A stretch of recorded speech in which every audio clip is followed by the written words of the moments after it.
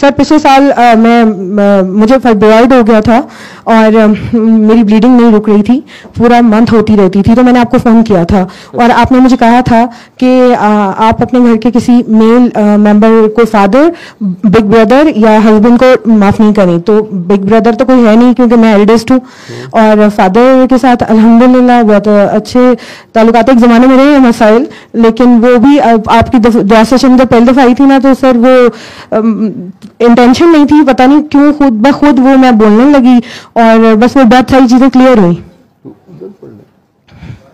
ادھر پڑھ لیں, اس کمرے میں پنکھا لگا دیں نا انہیں, نیچے کدھر بھیج رہا ہے اس کو. اچھا, بہت ساری چیزیں کلیئر ہوئی, ان کو دعا بھی کروائی, ان کا آرتھرائٹس بھی الحمدللہ کیئر ہوا, ابو کو دعا کروائی, اور اللہ کا بہت شکر ہے کہ وہ میرا بہت خیال کرتے ہیں, تو میرے دل میں ان کے لیے بہت محبت ہے. ہاں, ہسبینڈ کے ساتھ بڑے سیریس قسم کے اختلافات دوبارہ ہو گئے تھے. میں اسی گھر میں تھی, کوئی ایسا نہیں کہ علیحدگی نہیں تھی, لیکن پرابلمس تھے. تو آپ نے مجھے کہا کہ نہیں, وہ ہسبینڈ کا رتبہ بڑا ہے اور آپ کو ان کو رسپیکٹ ہی کرنا ہے, ٹھیک ہے. اور نیکسٹ ڈے تو میں نے سر آپ کو بہت رو کے فون کیا تھا, اور میں اپنے ابو کو بھی نہیں کر سکتی اس طرح فون, اور جیسے آپ نے میری بات سنی تھی تو بالکل جیسے ایک مردہ انسان ہوتا ہے نا, اس کو کھڑا ہونے کا حوصلہ مل جاتا ہے, تو مجھے اس دعا سے تو جینے کا حوصلہ مل گیا. میں خودکشی کر چکی ہوتی ورنہ کہیں نہ کہیں. پرانی بات ہے سر, یہ 25 سال کی بات ہے.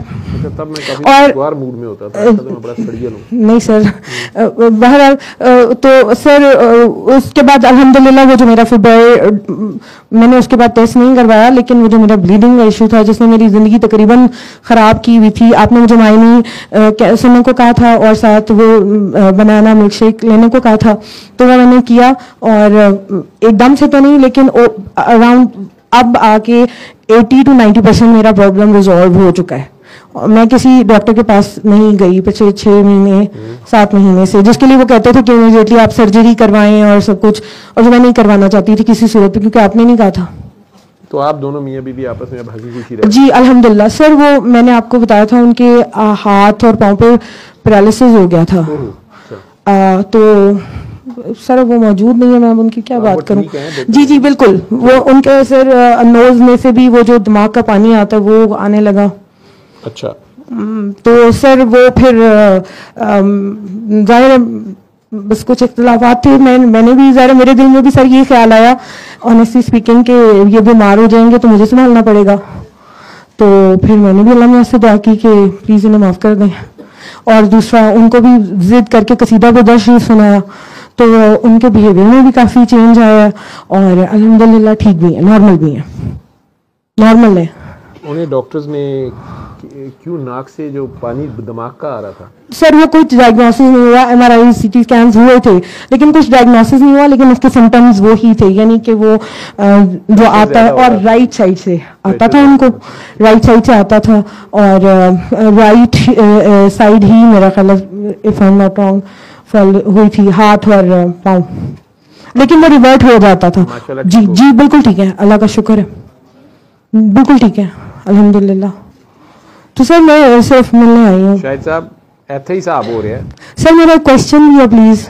جی سر ابھی آپ کہہ رہے تھے کہ دوزخ ادھر ہی ہے, عمل سے زندگی بنتی ہے, جنت بھی جہنم بھی.